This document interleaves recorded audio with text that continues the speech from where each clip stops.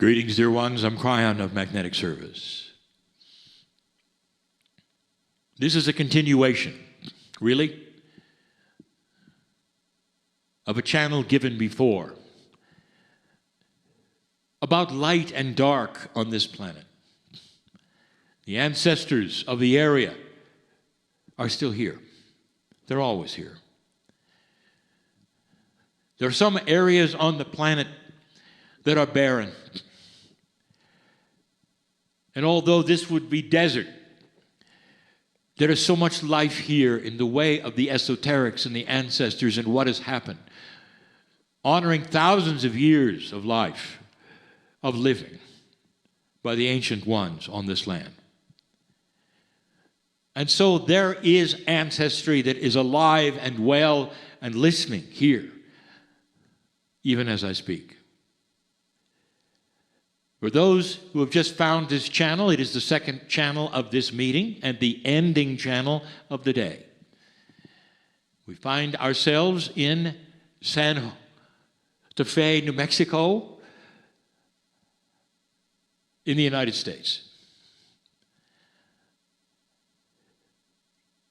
Light and dark are metaphors. And they truly are metaphors of different kinds of consciousness that humans develop. It's not about other entities. It's not about demons and gods. It's about humans. And the theme of Kryon for all of these years has been to get ready for a shift of the balance between light and dark. Because the balance between low and high consciousness on this planet has always been skewed in a way that is dark. And we've discussed this and discussed this. It's a review. But again, there are the few who come upon this channel never hearing any of it, never heard any of it. And so we again tell you that since the shift of 2012, there has been more light in consciousness starting to develop all around the planet than at any other time in human history. And the result is that you're starting to see the darkness. And again, we give you the metaphor of the dark room when light appears. When light appears in any way, in a darkened room, from any direction, the entire room is affected slightly. And humans that have been flailing in the dark, afraid of one another, competing for resources, suddenly see one another in a different way. They see they're all the same. They see the resources they never saw. They start cooperating. Inventions occur. That is just a little light. And the balance between then the light and the dark, the metaphor of consciousness, begins to change. And it becomes not only more balanced, the more light there is, that ratio between low and high consciousness begins to tip toward the light side. You've seen it in your news. And we don't have to remind you yet again that as you sit in this place today, things have happened that I told you would happen. I've seen this before because this is the result of what happens even with a little light. You start to see some of the darkest things some of you didn't even know were there. Some of you knew all along they were there, but knew you couldn't do anything about it. And for hundreds of years, it's been the same. Darkness always was so prevalent. Dark energy that comes from consciousness that is low creates systems that don't work, creates dysfunctional belief systems that have a judgmental God that tortures children, that creates many dark things that are a reflection only of themselves Everything that you believe is a reflection of human consciousness that is dysfunctional. And suddenly, it starts to move. The ancients predicted it, and it's here. There are those who are afraid of these times because they're different. They're afraid of these times because they don't see through the curtain that's coming. There are those who would say this is the beginning of the end because they don't recognize anything in history that mimics it. Nothing has ever happened before that's like today. Therefore, the end is coming. It's the fear of the unknown. What if the future, dear ones, not the immediate tomorrow future, but the future that's measured in decades, what if it contained an increased light? So that there would be a time when you can all see each other, feed each other, all be warm. There would be no competition of resources. Inventions that would correct these things would be prevalent. New governments. The beginning of a planet that did not torture itself or war with itself. What if that was the coming future? It hides behind a veil. And the veil is scary. You've never been there? Therefore, it's bad. This is a reflection of a dysfunctional, dark mind deciding in advance of what's coming, even though all around them there's indication that light is what's coming. And then there are the ones who say, look, we are starting to see some of the darkest things in human nature we have never seen before. We are seeing sexual slavery. We are seeing this, we're seeing that. It's almost like they upended the barrel that's been in the backyard for 50 years and all of the rats and the worms crawl out. Dear ones, they've always been there. You just never opened the barrel. That's what you're seeing. The darkest of the dark will be revealed, and some will say, we're doomed. Because of this, they've never seen it before. They'll see it in the news and say, point to it and point to it and point to it, never understanding it's always been there. And now, because there's more light on this planet, the ratio of light and dark is going to be extremely meaningful in cleaning up things that are inappropriate. Things that are inappropriate. That's what's coming. Slowly. But you're seeing it all through the news. You're seeing abuses that are being shown, and light is being shown in these places. And then others are coming forward and saying, it's here too. And it's not just in this country, it's everywhere. And you know what that leads to? Eventually, it will go to the countries that have been hiding it forever. We'd rather not have you see really what they're doing. And there will be a gasp from the planet when they see adults beheading and chopping off the limbs of children for political reasons. And your heart will hurt and you'll cry. And you'll say, woe is me, this place is awful called earth. This is who we are, not knowing it's who you've always been. But the light is starting to shine in a way that's going to stop it.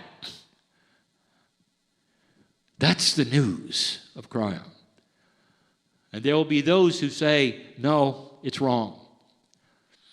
And I'll always say the same things. Dear ones, you are dearly loved for all of your opinions. But let me just say, talk to me in 20 years. We'll take a look and see where it's going, where it's been. Rest easy in the arms of God, knowing that you are seen and that synchronicity and intuition is starting to become a way of life. Expect benevolent things, dear ones, and it's like a menu that you're ordering and you'll get them.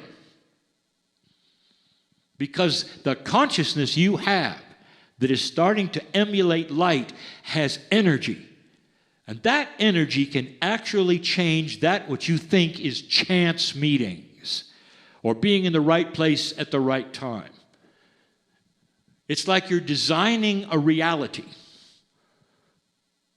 And there will be those who object to that and say, well then, I see, so only the light workers to get to design the reality and everybody else is going to hell. And here's the message. Dear one, this is worldwide. Light is worldwide. Go take a look. It's not what you expect. It's not for one and then the other gets punished. It's for everyone. You're going to see an entire planet involved in aha experiences, where the darkness of confusion and dictators start to hide because they're so ashamed, because everybody can see it. Ashamed will be a new word, because you're going to see it everywhere. Those have been doing certain things certain ways. That has to do with the light and the dark. And this is where I'm going today, something new I want to share with you. Have you noticed in the way things work on the earth that there is something that almost everything that you study has in common? In consciousness, there's the yin and the yang, and you call it duality. There seems to be a polarity in everything. If you're a student of chemistry, you know about catalysts and polarities. You know the push and the pull of chemistry, and how when you push one thing in one direction, it pops out in another. That is the rules. If you're a physicist, you really know it, because every single rule of physics that you know at this point has a strong and weak force. Everything is polarized. That's the way things work. Weather, it works the same. All over the planet, one thing moves in one direction, pushes it someplace else. There is a polarization of energy. Temperature, all of that.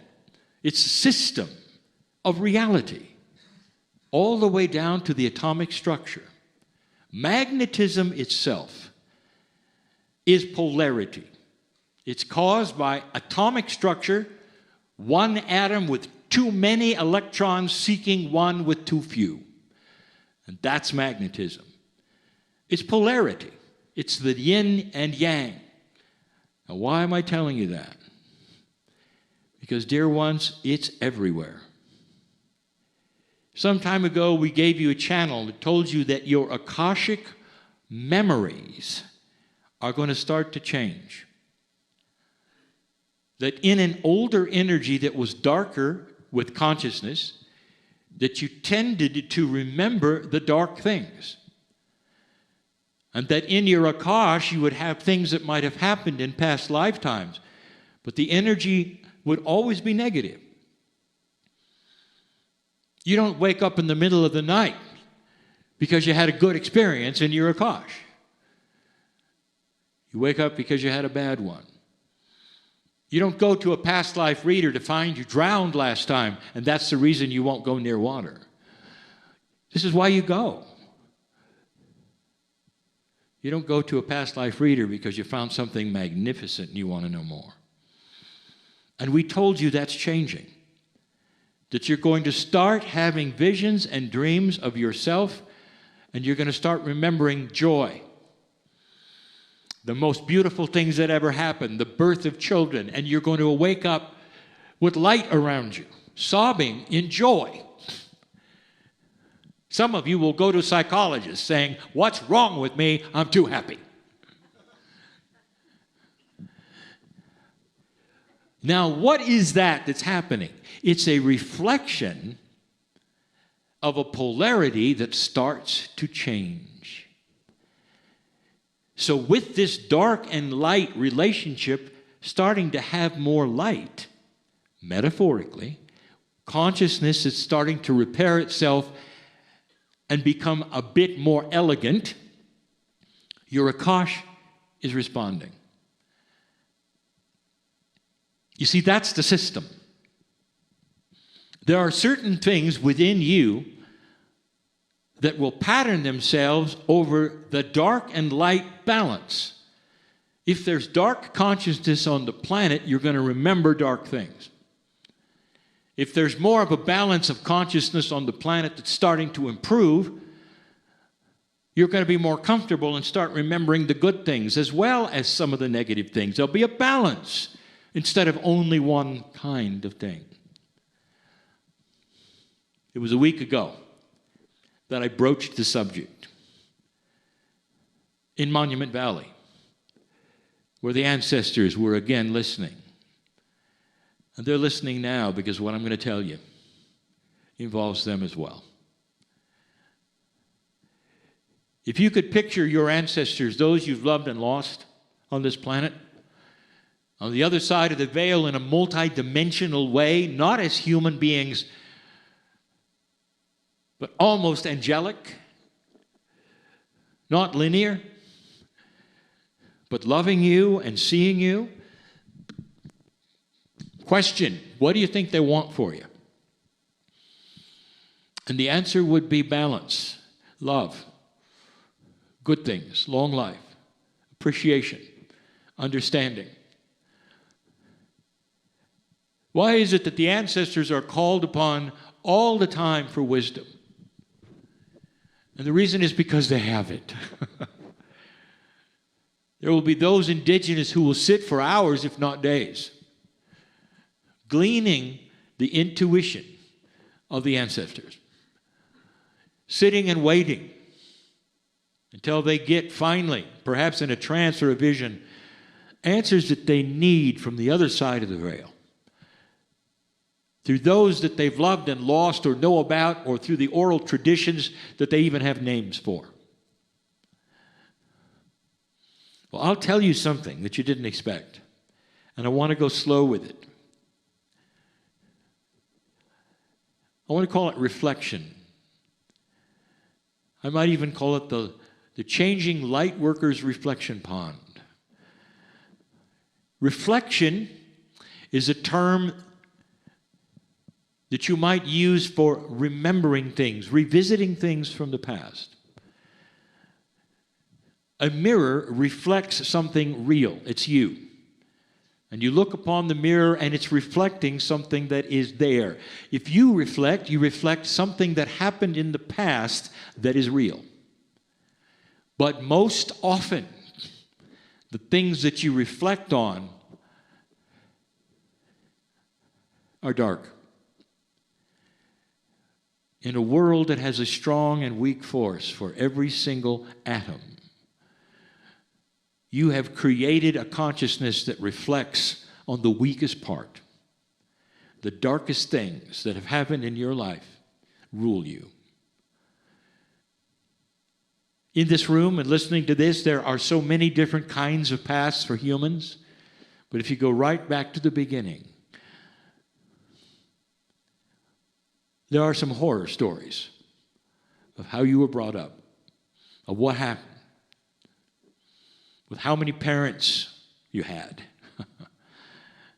or not had, or how good or bad your training was, or how you could be in a prison of darkness. I know who's here. Others don't have that, dear ones. You're very eclectic. Many don't have any of that, and many haven't. It's so disappointing to wake up at night and have that guide your life.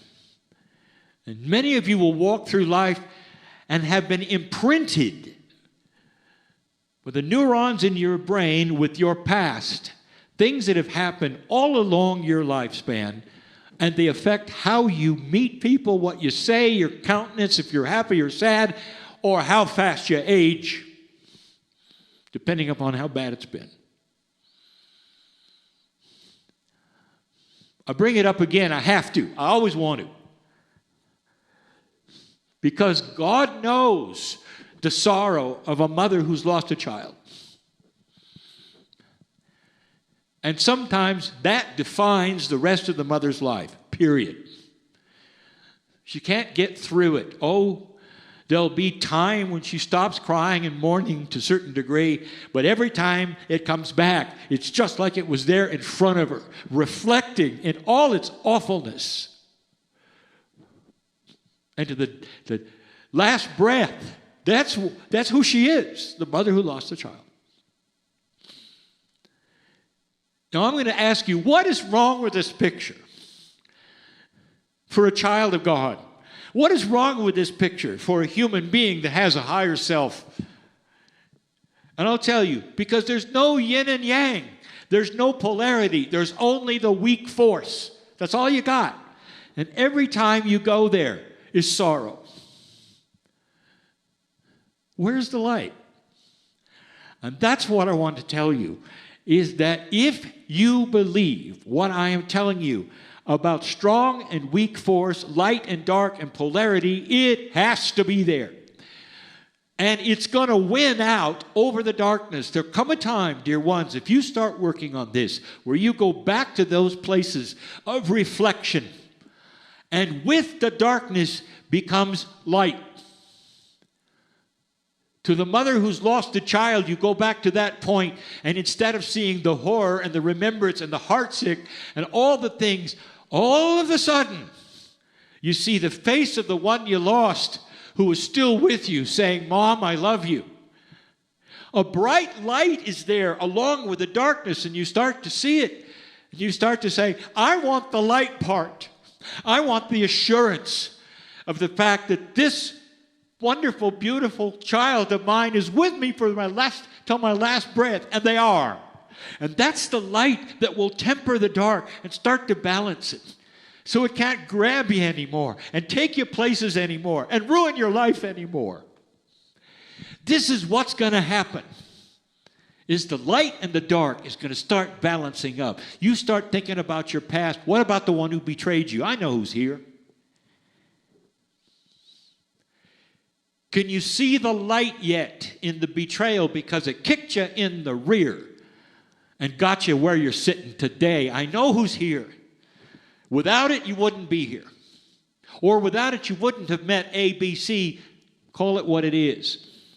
It was synchronicity at the time that was needed, and there is much love there. Go back, visit the betrayal, and look at the love. Look at the light that was there and the smiles that are there, and saying, well, you kind of needed it, didn't you? And the answer is, yeah, I guess I did. And then you all have a good laugh, because that's the light of a situation that always seemed to be ugly. So ugly, it'd wake you up at night.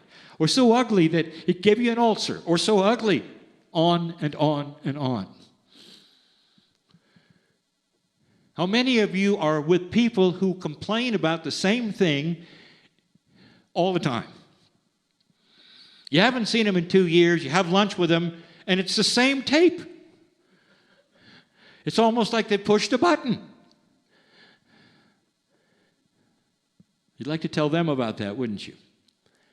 Maybe those things won't define them anymore. That maybe there's a balance coming if they allow it. If they allow it. Where there might be an other side of the story that they might see, which is more appropriateness, more brilliance, more light, with the angels surrounding you, and start to cover those memories in love and compassion, so you can actually go there and be sad, but it won't control you. It won't make you burst out in tears anymore. And you can see that it's different than it was before, because you are becoming a balanced light worker in the pond of reflection. That's the hope of a new consciousness for those who are willing to say, I am an enlightened person, defined as a human being who knows that there's more. That could even be a scientist, a human being who has not made up their minds they know everything. There has to be more. And they're not being confused with the fact they can't minutiae it or understand it. But they can use it. All of you here and listening to my voice can use what I gave you today. When you revisit those things, you're going to start seeing they don't have the sting that they used to. Because the light is starting to show and give you a whole different perspective. Oh, the event is the event. But the angels were holding your hand even then. And they want to do it right now yet again and say, things are not always as they seem. Everyone you've loved and lost is still with you in a very precious way if you look. And the love is the love, and you hadn't lost it till your last breath. It's what you have to give your children as well. If you tell them now, it'll help. That's the system in its benevolence and its beauty and its joy. Because light is starting to win. Slowly. Starting to win. Slowly. Not fast enough for you. But you got plenty of time, dear ones. And a lot of lives to come. To enjoy a planet that's starting to lift itself up to a place that you will be proud of someday and want to be in. I celebrate that time. I've seen it before. It's coming. That's the legacy of Kryon. To tell you about something you don't believe yet, but you will as it takes place. And so it is.